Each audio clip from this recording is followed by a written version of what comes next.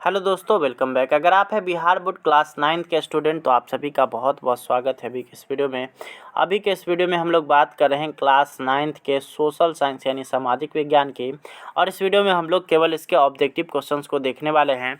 आप लोगों ने अगर पिछला वीडियो देखा होगा तो उसमें आप लोग को पता होगा कि आप सभी के एग्जामिनेशन में मात्र 30 ऑब्जेक्टिव पूछे जाते हैं, जिसमें से आप सभी को 25 का आंसर करके आना है। परंतु इसमें जो है एक यहाँ पे बदलाव है, आप सभी को इसमें 25 ऑब्जेक्टिव नहीं बल्कि 24 ऑब्जेक्टिव कर करके आना है। तो चलिए इसको अब हम लोग देख लेते हैं। समय आप लोग को 1.5 घंटा मिलेगा। और आप लोग अगर अभी तक टेलीग्राम से नहीं जुड़े तो जुड़ जाइए, साथ ही हमारे नए चैनल को सब्सक्राइब करिए, उसका लिंक आपको डिस्क्रिप्शन बॉक्स में मिलेगा। और आप लोग से यहाँ पे रिक्वेस्ट होगा कि अगर आप लोग इसका जो है सब्जेक्टिव आंसर चाहते हैं तो आप लोग इससे वीडियो को 100 लाइक पूरा कराइए। आप सभी के लिए सब्जेक्टिव हाजिर हो जाएगा। तो चलिए हम लोग स्टार्ट कर लेते हैं वीडियो। तो यहाँ पे आप लोग देख सकते हैं क्लास 9th का जो है यहाँ पे सोशल साइंस का मंथली एग्जामिनेशन अक्टूबर का यह पेपर है। और यहीं से आप लोग का सारा क्वेश्चन रहने वाला है। तो चलिए आते हैं हम लोग पहला क्वेश्चन की ओर। और यहाँ से आप लोग को बताते हैं कौन कौन सा क्वेश्चन आप लोग के एग्जामिनेशन में पूछा जाने वाला है। आपको देख सकते हैं यहाँ पे 24 क्वेश्चन का ही आप लोग को आंसर करना है। पहला क्वेश्चन है कि प्रथम विश्व युद्ध कब प्रारंभ हुआ था। तो प्रथम विश्व युद्ध की जो प्रारंभ हुआ था वो 1914 ईस्वी में। अगला है द्वितीय विश्व युद्ध में पहला एटम बम कहाँ गिरा था। तो हिरोशिमा नागासाकी, याद रखिएगा। तो सबसे पहला जो बम गिरा था हिरोशिमा में, फिर बाद में गिरा था नागासाकी में। अगला है जर्मनी को पराजित करने का श्रेय किस देश को जाता है। तो यहाँ पे इसका जो आंसर है इसको आप लोग छोड़िए, आगे हम लोग इसको कवर अप करेंगे। 24 का ही आंसर करना है तो 6 क्वेश्चन आप लोग छोड़ सकते हैं। चौथा नंबर यहाँ पर है, चौथा नंबर सवाल है ये है, वर्साय की संधि के फलस्वरूप निम्न में से किस महादेश का यहाँ पे नक्शा बदल गया। तो ये हो जाएगा आपका ऑप्शन नंबर ए यानी कि यूरोप का। अगला यहाँ पर है, नाजी पार्टी का प्रतीक चिन्ह क्या था। तो नाजी पार्टी का प्रतीक चिन्ह था स्वास्तिक का चिन्ह जो होता है वो। अगला यहाँ पर है, माइन काफ किसकी रचना है। तो ये हो जाएगा आपका ऑप्शन नंबर बी यानी कि हिटलर की। छठा का आपका ऑप्शन नंबर बी हो जाएगा। 7वां नंबर सवाल की ओर हम लोग चलते हैं। तो 7वां नंबर सवाल आप लोग को यहाँ देखने को मिलेगा, जर्मनी का मुद्रा क्या है। तो यहाँ पे आप लोग को आगे ऑप्शन मिलेगा इसका। तो यहाँ पे आपका हो जाएगा ऑप्शन नंबर सी। तो जर्मनी का जो मुद्रा है उसको मार्क कहते हैं और मार्क वहाँ पे चलता है। जैसा कि भारत में आप लोग जानते होंगे कि भारत में रुपया का प्रचलन है, उसी तरह से जर्मनी में मार्क का प्रचलन है। अगला है, भारत का संविधान कब लागू हुआ था। तो भारत का संविधान लागू हुआ था 26 जनवरी 1950 ईस्वी को। अगला हम लोग देखेंगे 9वां नंबर सवाल। तो 9वां नंबर आप लोग का है, 9वां नंबर है यहाँ पे आप लोग देख सकते हैं, ये 9वां नंबर है कि लोकतांत्रिक संविधान में निम्न में से कौन सा प्रावधान होता है।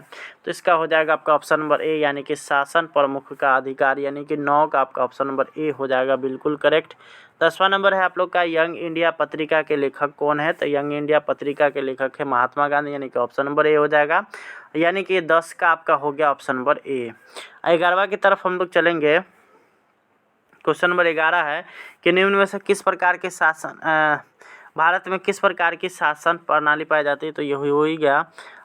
यहाँ पे आप लोग इसको लगा सकते हैं आप लोग बिल्कुल, लोकतांत्रिक राजतंत्र, यानी कि 11 का आपका ऑप्शन नंबर ए हो गया। 12वां नंबर सवाल हम लोग देखेंगे। 12वां नंबर सवाल आप लोग को यहाँ पे देखने को मिलेगा, लोकसभा का चुनाव कितने वर्षों के बाद होता है या कितने वर्षों में होता है। तो ये हो जाएगा आपका ऑप्शन नंबर सी। 12 का आपका ऑप्शन नंबर सी हो जाएगा 5 वर्ष। 13 है, भारत में मतदाता सूची में नाम होने के लिए न्यूनतम उम्र क्या होती है। तो हो जाएगा आपका ऑप्शन नंबर बी यानी कि 13 का आपका ऑप्शन नंबर बी यानी 18 वर्ष आप सभी का जो है यहाँ पे बिल्कुल करेक्ट हो जाएगा। 14वां नंबर सवाल है कि एमएलए किसे कहते हैं। तो एमएलए का जो फुल फॉर्म होता है मेंबर ऑफ लेजिस्लेटिव असेंबली। तो ये आपको ऑप्शन नंबर ए में मिल जाएगा, विधानसभा के सदस्य के रूप में। यानी 14 का हो गया आपका ऑप्शन नंबर ए बिल्कुल करेक्ट। 15वां नंबर सवाल हम लोग देख लेते हैं। 15वां नंबर सवाल है कि भरतपुर पश्चिमी बिहार कहाँ स्थित है। तो 15 का आपका हो जाएगा ऑप्शन नंबर सी यानी कि राजस्थान में। 16 नंबर हम लोग सवाल देखेंगे। तो 16 नंबर है कि भारत में सर्वाधिक साक्षरता दर कहाँ पाया जाता है। तो केरल में। 16 का आपका ऑप्शन नंबर डी बिल्कुल करेक्ट हो जाएगा।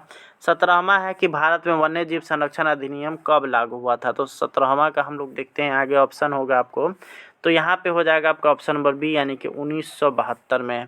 18वां नंबर सवाल हम लोग देखेंगे तो विश्व में सबसे अधिक वर्षा कहाँ होती है। तो सबसे अधिक वर्षा होती है आपका मासिन राम यानी कि ऑप्शन नंबर सी हो जाएगा। 18 का बिल्कुल correct answer option number C. 19वां नंबर हम लोग देख रहे हैं कि भारत में दक्षिण पश्चिम मानसून का आगमन कब से होता है। तो भारत में दक्षिण पश्चिम मानसून का जो आगमन जो होता है वो होता है 1 जुलाई से, यानी कि ऑप्शन नंबर सी हो जाएगा 19 का। 20वां नंबर हम लोग सवाल देखेंगे तो यहाँ पर है मैंग्रोव्स वन कहाँ पाई जाती है। तो ये जो मैंग्रोव्स पाई जाती है आपका सुंदरवन में। 20 का आपका ऑप्शन नंबर ए हो जाएगा बिल्कुल करेक्ट। अगला यहाँ पर है भारत की औसत आयु संरचना क्या है। तो ये 70.2 वर्ष भारत के लोग और लगभग जीते हैं। तो 21 का आपका ऑप्शन नंबर डी हो जाएगा। अगला हम लोग देखेंगे 22वां नंबर सवाल, तो यहाँ पर आप लोग को मिलेगा 22वां नंबर सवाल है कि अम्लीय वर्षा का सर्वाधिक प्रभाव कहाँ पड़ा है। तो ये हो जाएगा ऑप्शन नंबर बी यानी कि दामोदर घाटी क्षेत्र में। तीसरा है 23वां है कि डेंगू बीमारी का क्या कारण होता है। तो ये होता है आपका ऑप्शन नंबर बी बिल्कुल सही हो जाएगा। एक बर्तन में अधिक समय तक पानी रहने से डेंगू की बीमारी होती है। अगला हम लोग देखेंगे 24वां नंबर सवाल, तो वो है आप लोगों के लिए भोपाल में रासायनिक गैस रिसाव कब हुआ था। तो भोपाल में जो रासायनिक गैस रिसाव हुआ था वो 1984 ईस्वी में हुआ था। अगला हम लोग देख रहे हैं तो बिहार के गरीबी रेखा के नीचे जीवन यापन करने वाले ग्रामीण जनसंख्या का प्रतिशत राष्ट्रीय औसत से है। तो ये होगा आपका ऑप्शन नंबर ए बिल्कुल करेक्ट। 25 का ऑप्शन नंबर ए कम होता है। बिहार में जितने भी बीपीएल से अगर दिखेगा तो वहाँ पर बीपीएल की संख्या अधिक है, जिस कारण से औसत से यह नीचे चला गया है। अगला यहाँ पर है देश की प्रमुख आर्थिक समस्या क्या है। तो 26वां नंबर का आपका और भी नीचे ऑप्शन मिलेगा। यहाँ पे आप लोग देख सकते हैं, इसमें हो जाएगा आर्थिक समस्या पूछ रहा है तो ये हो जाएगा आपका ऑप्शन नंबर डी। 26 का डी हो जाएगा गरीबी तथा बेकारी। 27वां नंबर है कि बिहार में पाई जाने वाली बेरोजगारी कैसी है। तो बिहार में जो पाई जाने वाली बेरोजगारी है वो चक्रीय है, इसलिए आपका ऑप्शन नंबर 27 का भी हो जाएगा। 28वां नंबर हम लोग सवाल देखेंगे तो भारत की प्रमुख आर्थिक समस्या नहीं है। तो इसमें नहीं होगा तो ये होगा आपका ऑप्शन नंबर बी। 28 का बी हो जाएगा। यानी कि औद्योगिक विकास जो है भारत की प्रमुख आर्थिक समस्या नहीं है। 29वां नंबर सवाल हम लोग देखेंगे तो निम्न में से कौन प्राकृतिक आपदा के अंतर्गत आते हैं। तो प्राकृतिक आपदा के अंतर्गत आते हैं आपका ऑप्शन नंबर सी हो जाएगा यानी कि बाढ़। 30वां नंबर जो कि क्वेश्चन पेपर का जो है ऑब्जेक्टिव में लास्ट क्वेश्चन होने वाला है, वो है कि भारत के ग्रामीण क्षेत्रों में पाया जाता है। तो कैसी भारत के ग्रामीण क्षेत्रों में कैसी पाया जाता है। तो ये हो जाएगा आपका ऑप्शन नंबर डी यानी कि चक्रीय बेरोजगारी यहाँ पे भारत के ग्रामीण क्षेत्रों में पाया जाता है। तो इस तरह से हम लोगों ने 30 ऑब्जेक्टिव के आंसर देख लिया, जिसमें से आप लोग को मात्र 24 का आंसर करके आना है। और यह वीडियो अगर आपको पसंद आया होगा तो इस चैनल को ज़रूर सब्सक्राइब करिए, इस वीडियो को अपने दोस्तों में शेयर करिए। Thanks for watching. आप लोग से मिलेंगे नेक्स्ट वीडियो में।